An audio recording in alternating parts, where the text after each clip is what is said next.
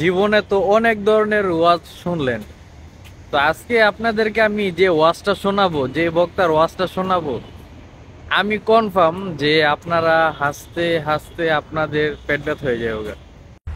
এক বেড়া হিন্দু বেড়া নতুন মুসলমান হয়েছে, বুঝছেন নি? নতুন মুসলমান হয়েছে বেচারা, মুসলমান হয়েছে তাবলিগ আলাগো কাছে। নামাজের সময় হয়েছে, বেচারা ক্ষেতের মধ্যে ক্ষেত নিরাইতেছে। হিন্দুরা কি লুঙ্গি পিন্দে না ধুতি পিন্দে? তো বেটা তো নতুন মুসলমান, এখনো লুঙ্গি পিন্দার অভ্যাস করছে না, ধুতি পিন্দা রয়েছে। আজান হয়েছে, বাচ্চারা ক্ষেতের লাইল দিয়ে আসে আর কয় আপনারা মুসলমান হয়েছেন, আজান দিছে চলেন নামাজে যাই। বেচারা নতুন মুসলমান ক্ষেতের কাম কম হালায়া থুয়া নামাজ হইছে। গ্রামের মসজিদ তো মুসল্লি কম, আয়া দেখা ইমাম সাহেবের বরাবর পিছে জায়গাটা খালি, হে বেটা সেই জায়গাতেই দাঁড়াইছে।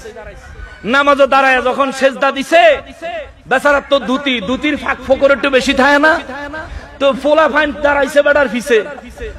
মুরব্বীরা নামাজের সেজদা দিলে ফোলা ফাইনে কিন্তু মাথা উড়ে উড়ে দেখে কাটায় কি করে, দুষ্টামি করে না। ফোলা ফাইন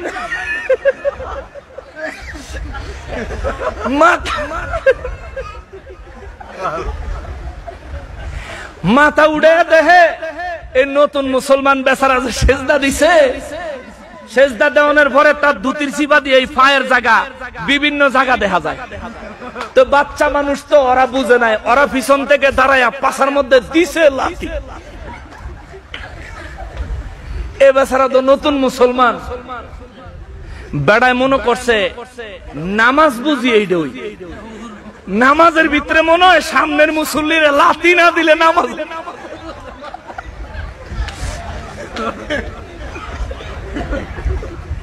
এবারে দাঁড়াইছে ইমাম সাহেবের পিছে, হে বেড়ায় উল্টা ইমাম সাহেব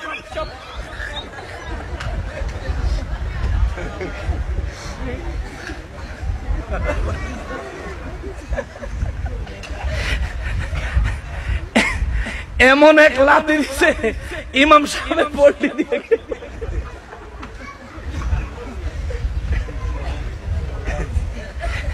ইমাম সাহেব চিন্তা করতেছে, ওরে বাবা আল্লাহর গজব।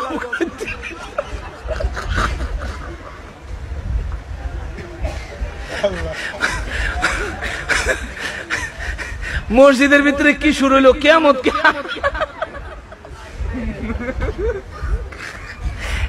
কিয়ামত কি আয়া পড়লো নাকি? ঘটনা নাকি?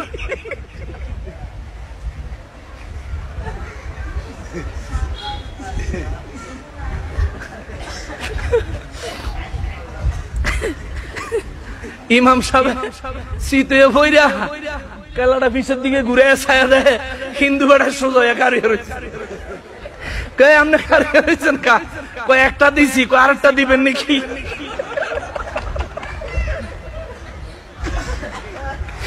ইমাম সাহেবের এ বেচারা কয় হুজুর এটা কি নামাজের ভিতরে নাই? কয় ধর্মী আপনি করছেন নাকি? ইমাম সাহেবের আপনি চিৎ করে আনতে দিছে। হুজুর পিছন দিয়া কাটা জানি আমার লাথি দিছে, আমি তো নতুন মুসলমান হয়েছি, আমি বুঝছি নামাজও বুঝি লাথি দেওয়ান লাগে। দিয়ে বুঝছে আমার জীবনে আমি এরকম ওয়াজ শুনি নাই একটা বক্তার মুখে যে এই অবস্থা একটা এরকম হইতে পারে। হ্যাঁ,